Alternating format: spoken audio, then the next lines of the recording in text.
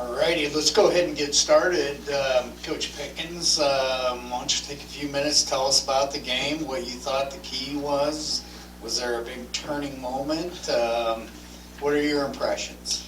My impression is that we're one of about to be 4 teams left playing in Division II, and I'm really excited about that. It obviously wasn't, the second half our defense wavered pretty significantly, but we still found a way to win. I thought we shot the ball really well. We took high percentage shots. We needed to clean up a few of our defensive errors, but at this point in the season, it is totally survive and advance, and I could not be more thrilled that we're going to be playing again on Wednesday. Well, and they never really went away either. Never. I mean, they battled back. You guys would get up and then they would come right back with a 3. I think at one point we were up 15, and then they cut it to 6 or something like that. Yeah. So they're a very well coached team. Rebecca's done a great job there. They're just tough to guard. They're very skilled. They're very scout specific defensively. So with as young as they are, I have no doubt that they're going to put together another great season next year. Open it up for questions if anybody has any. Kari, I think you guys came out and taken your first 5 or 6 shots there in that first quarter. I mean, how, against a team that might not have been here before, not played in this situation, how important is that to come out and kind of set the tone? It was great. We talked a lot about throwing the first punch, and I think it's hard to come out and play really well to start a game, especially when there's just all the jitters and everything that comes with playing in an Elite Eight. But our girls are really veteran.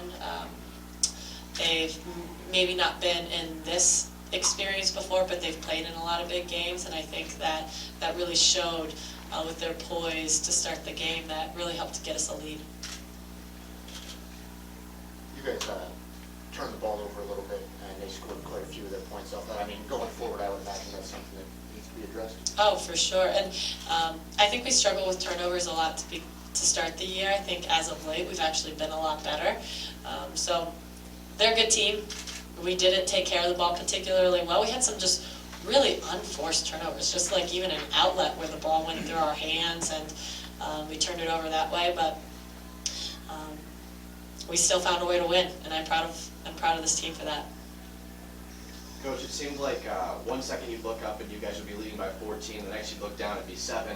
It never really wavered too high above 7 or too far below 7. What do you think the big reason for that was? I think we had a great start to the game. I mean, we got up, I think it was, 6? Yeah, 6 to start the game.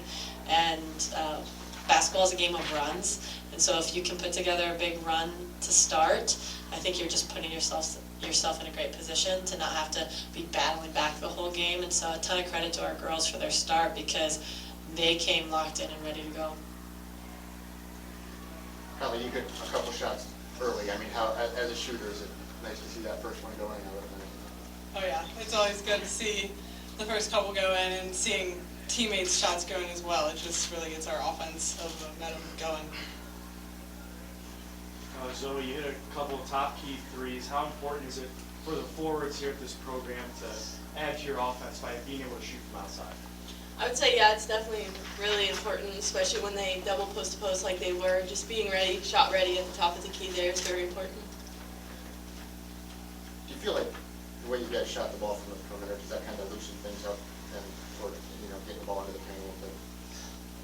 Yes, I do think that. To hit 13 threes,